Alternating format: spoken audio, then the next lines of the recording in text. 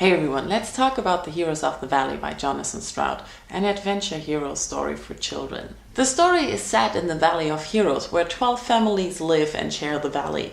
The 12 families are descendants of the original heroes of the valley, who defended the valley against the Trouts, who are the monsters of the story. The Trouts live in the Trow moors, which surround the valley, and they used to come under the earth at night and come out and just eat the people. That's what they did. So generations ago, the heroes of the valley, the original heroes, they banded together and killed all the Trouts, and so they died in that attempt. That's not really a spoiler. So they're all dead, and they said, bury us in the cairns, and so the cairns surround the valley and protect the valley against the Trouts. So the people in the valley are safe, but they're also imprisoned. They cannot leave the valley because outside the valley there are the monsters. That's the situation of the people in the valley.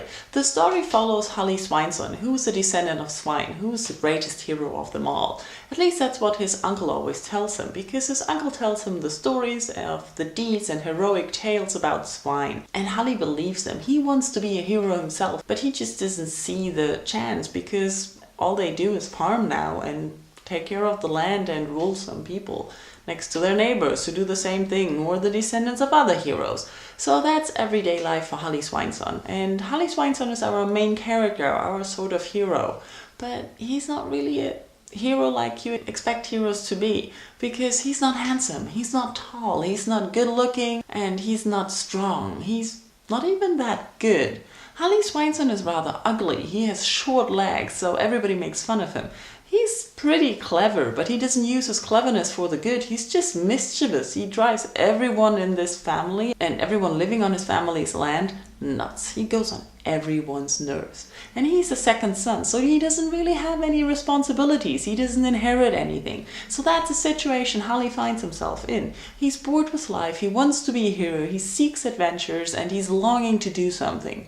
But he just really can't. Until something majorly dramatic happens and Harley gets his chance for his adventure. So he sets out and tries to be adventurous, tries to be heroic, and he's not all that good at it. So he comes back and the things keep going and more adventures keep happening, and some great things and awesome things and horrible things. Yes, I'm being vague here, but you wouldn't need to read the story if I told you. Each chapter starts with a heroic act of swine and something he did, so we learn more about his story, and then the chapter tells us more about Harley's story. And Harley's story is not really interesting, I have to say. It took me a long while to get into the book, because in the first part of the book we just hear how he grows up, all the mischievous things he does, but we don't know where he's going. Another important character in the book is Aude. She's the ancestor of Arne, who is another hero. And she meets Harley and they sort of become friends. And it's really interesting because Aude has a totally different opinion of the heroes and the stories that she hears from her family about her ancestors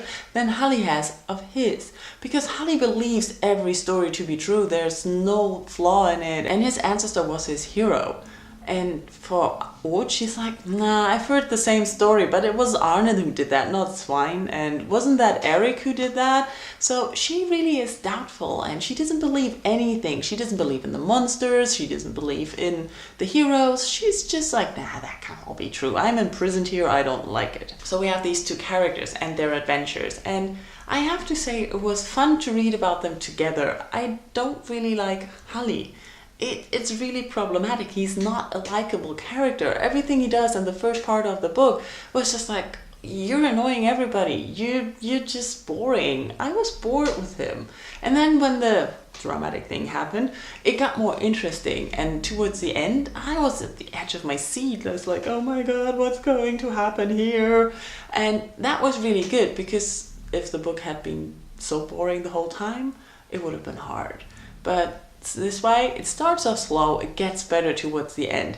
And Harley, even though he's not a heroic hero like you want someone to be, he's not very likable. At the end, he's not that much more likable.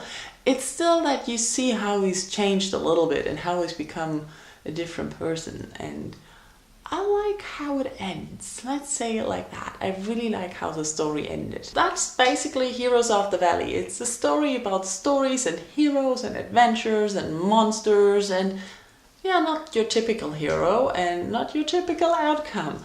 But I enjoyed it nevertheless. I can recommend it to anyone who really likes adventure stories and likes to see how people make something out of themselves, like when the main character changes throughout the story.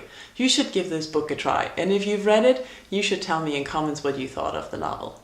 Thank you all for watching, and I'll talk to you soon. Bye bye.